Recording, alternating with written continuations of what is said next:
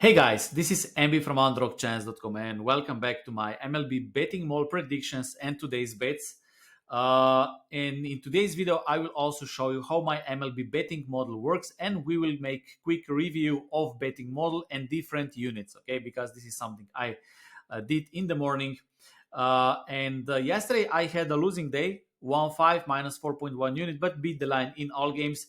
And this is part of the betting, so I'm not showing only the winning results, winning bets, but you go through the whole journey of betting season, betting model, and this is how it looks like. So we go through the wins, we go through the losses, and at the end, I hope that we can make a profit. Right now, sitting at close to 30 units of profit to the season. I hope to finish with 40 units at the end of the season, so there's still a lot of time and to make good bets and add that extra 10 units until the end of the season. With ROI 6.51%, beating the line most of the times. And before we go to today's bets, I have two qualified bets, but after today, I will change a little bit strategy. I'm not changing betting model, but little bit. I will be a little bit more selective, and this is why I always say that you need to know your betting model. You need to track your bets. You need to know what you are doing, because if you give a betting model to a monkey who will just type the teams, he will probably lose. Similar if you give to monkey a car and you show him how to drive, he will probably kill himself. Okay, betting models are great tools to find value bets and to make profit, but you still need to understand it. Okay, and in this video I will show you how my betting model works, and we will make quick analysis. Okay, so currently I'm sitting at 183, 148. So those are wins, losses, and plus 29.70 units of profit. 9 bettors, if you bet 1,000 American dollars, is around 30,000 American dollars, which is great. And this is chart from the start to today. So as you see at the start, I had a negative start, and then simply go like this. And if we put a trend line, it goes up. Okay. So how the betting model works? Okay, so first I input the data. The model takes into account hitting statistics, starting pitcher statistics, bullpen statistics, and team statistics. Okay, so players hitting statistics from the lineups. I check the lineups, and then this takes into account. Okay, and of course advanced statistics. Then there are adjustments. The model adjusts these inputs for home field advantage, player situations like playing versus left-handed or right-handed pitchers, and this is incalculated in the model, and also current form, which can be also adjusted. So if you have a betting model, you can play with these numbers, so you can give a little bit more weight to last 14, 30 days or whatever. You can give a little bit more weight to the pitchers, to the bullpen. So there are some things you can change, and you can play with this. Okay. Then betting model predicts runs. The model predicts the runs scored by both teams, and from this point, then we try to then the model predicts probability, estimates probability. From the predicted runs, the model estimates projected probabilities for each team's victory. This is very important. Okay. Then odds calculation. These probabilities are then converted into the odds, both American and decimal. I show in my betting model both odds, but me myself, I use decimal odds. Okay, these are the model's projected odds. This is what I calculate, and until here, I still don't use any bookmakers numbers. Okay, because this is the first part. Betting model will calculate my probabilities and my projected odds independently from bookmakers. Okay, and then odds comparison. Of course, the goal is to compare these projected odds with those from Pinnacle, from the bookmaker, from the sharpest bookmaker in the world. Okay, and then of course we need to calculate the discrepancy or the difference between my numbers, my projected odds, and bookmakers odds. Okay, the model calculates two things: the difference between the model's projected probabilities and now weak Pinnacle probabilities, and the adjusted Kelly criterion number. This is the most important number that I use, and this is my direction if bet is qualified or not. Okay, adjusted Kelly criterion. This number represents discrepancy between my projected probabilities and pinnacle odds. The higher the number, the greater the discrepancy. Okay, makes sense, right? This is the main criterion for bet selection. So I use adjusted Kelly criterion, which gives me the number, and the bigger the number, the bigger the value. Okay, and there is one sweet spot uh, where the model shows a qualified bet, and I use usually the number one. So it is 10 adjusted Kelly criterion. So if the model shows the number one, then this is a qualified bet. But then you also analyze these stakes. I will show you. Okay. The model used adjusted Kelly criterion number to determine bet size, which scales from no bet. So if the number is less than one, this is no bet, up to 2-unit bet. Okay. I will show you how this looks like. So this is the teams. Those are the pitchers. Those are my projected probabilities, which are turned into the decimal odds, of course, and American odds. And then we have bookmakers odds. Okay.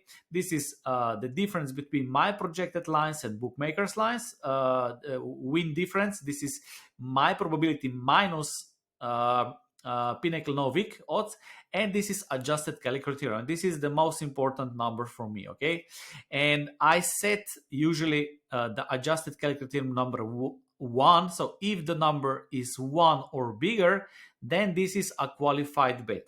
Okay, so the bigger the number, the bigger the value.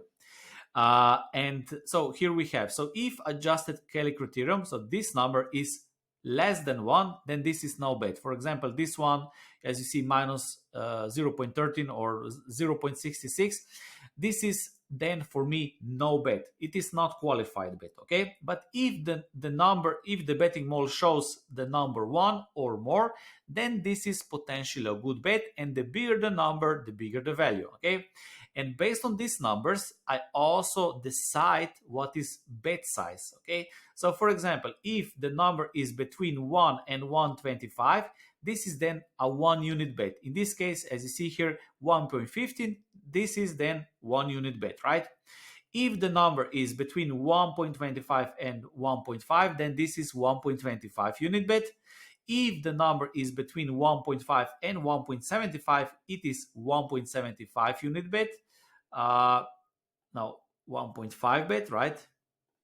And if the adjusted Kelly criterion formula is 1.75 up to 2, then this is 1.75 unit bet. And if the number, for example, if this number is 2 or more, then those are the best value plays. So the biggest bets, plays of the days, 5-star bets, the best selected bets, or whatever people call it. Okay, so adjusted Kelly criterion, the number 2 are 2 units bets. Those are the best bets or the biggest value bets. Okay, and today I made a quick analysis of these unit sizes and the results. Okay, so the bigger the adjusted Kelly, the bigger the value, right? Adjusted Kelly criterion value 2 or better are considered as best place of the day's best selections. And here are the results if we took only the best place, the biggest bets, the biggest value bets. Okay, so adjusted Kelly criterion 2, right?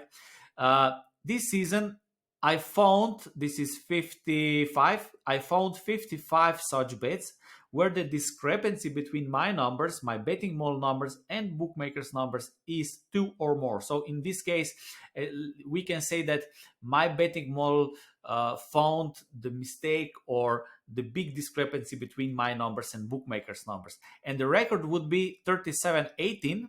Okay, profit 28.98 units, which is very close to the all bets.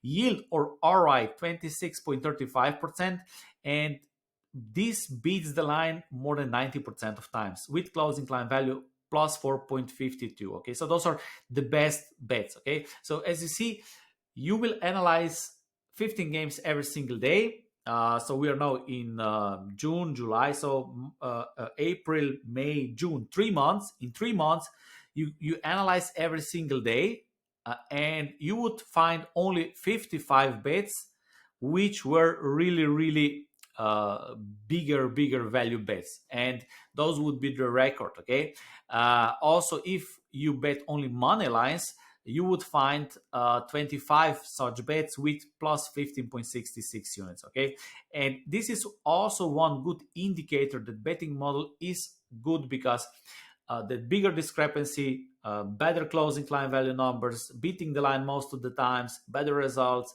So you can adjust it based on your needs, and you can be more selective. Okay, so some people will say, okay, but why would you take less selective bets if those are such a great results? You can have a little bit better results with bigger yield. Okay, uh, and I will show you now. So we will jump quickly. We will jump quickly to my betting model, and I will show you this here. Okay, so I was checking uh, adjusted Kelly criterion numbers. So these numbers, okay, between 1.75 or bigger. Okay, so if the betting model shows me 1.75 or bigger, so this includes 2 units bets, 1.75 bets, right? And the record would be 53.29 with yield or RI plus 23.14%. Okay, and this yield is slightly smaller, 26.35%. Okay, this is bigger ROI than 23.40%. But because there are more bets, also the profit is bigger. Okay, so my profit right now is 30,000 American dollars if you're dime better, of course. And if you take 2 units bets, so the biggest bets, it is also close to 30 units. But if you can adjust it and select only bets that are 1.75 or higher, so those are more selective bets but a little bit more bets, then you would make 36.38 units of profit, which is 36,000 American dollars. Okay, with positive closing client value numbers and beating the line 83.12% or so. So the biggest adjusted Kelly criterion formulas bets beat the line most of the times, better closing line value numbers, but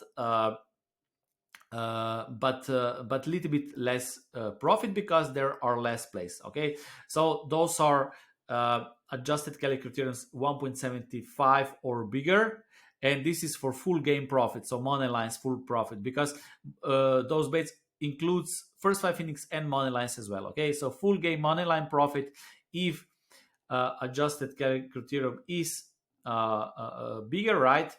1.75 or bigger, then you would have plus 18 units of profit. Okay, and uh, from tomorrow, I will be more selective and take only 1.75 or bigger plays. Okay, I will exclude. So we are in the middle of the season, let's say not really in the middle, but my goal is to make 40 units of profit, and I will be a little bit more selective, but that doesn't mean that also other plays don't show the value, especially if you can make your own analysis as well. But I always say that you must track your bets, because we track bets and we track our process exactly because of those things. Okay, so nothing is wrong with the model, the formulas are the same, but you can sometimes see the patterns, a little bit adjust your strategy, so maybe you're a little bit more selective, and so on. Okay, so track your bets, know your betting model, know what you do, and when also take the profits. Okay, my goal somehow this season is 40 units. I was twice very close to 40 units, but my goal is to make 40 units, which is 8 times better than stock market, because shorter period of time, right? The season is not whole year, and stock market is around 10% annually. So the goal is 40 units. Okay, so I hope you got the feeling about how my betting model works. And let's check today's bets. Okay, today I didn't find the best or biggest value bets. So this is the last day I will use 1 unit bets. Okay, so as you see, this is smaller unit bet, and also this one, Angels, is 1.25. And as I show you here, okay, I will show you here.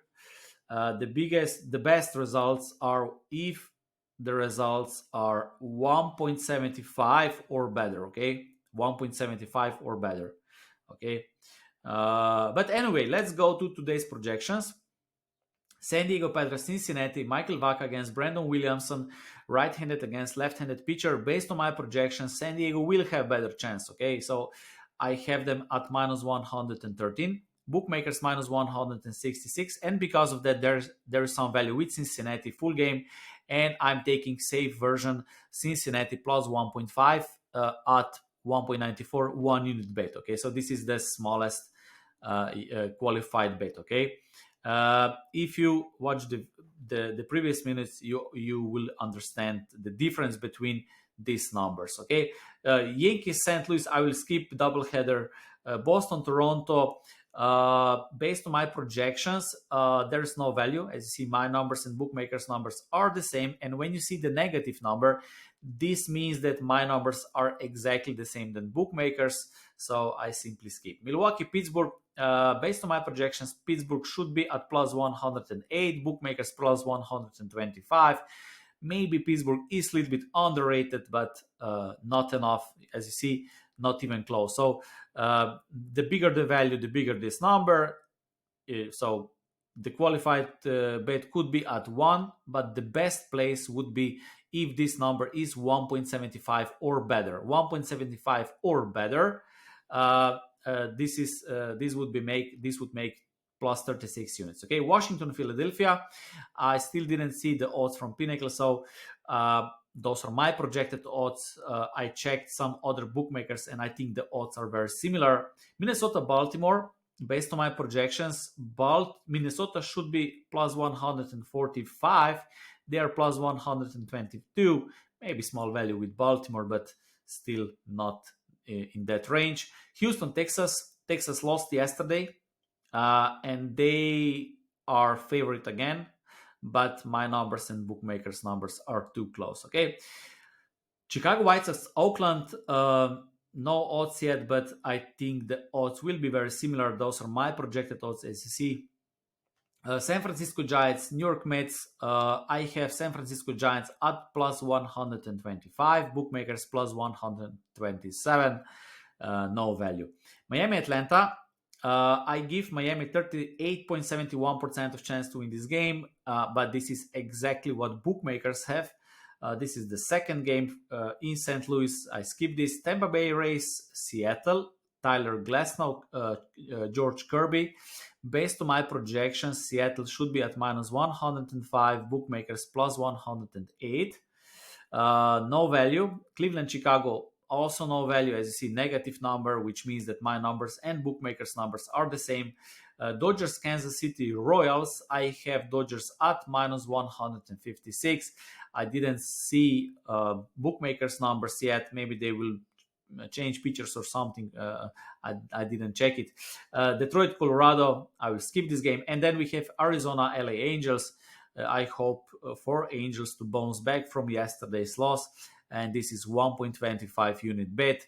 So as you see, two qualified bets. Cincinnati plus 1.5 at 1 unit, and LA Angels at 1.83 for 1.25 units. So based on tomorrow's criteria, based on the best criteria, based on this 1.75, okay, today there wouldn't be any selected bets, but today is the last day. I am taking these smaller units, so I will be more selective in next month.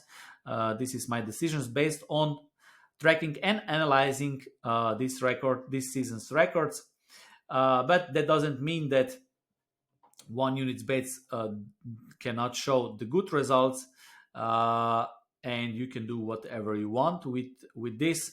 And as I said many times, nobody should follow anyone blindly. The betting mall is a tool for you to help you make better bets. Okay, it is like a car. It can bring you from point A to point B. But if you give a car to monkey who will just type the teams and who will blindly follow and not pay attention, monkey will still kill himself. Okay, so I hope that we can make some more profits in next month, and I hope that I can hit that 40 units mark. Okay, so thank you for watching, and see you next time.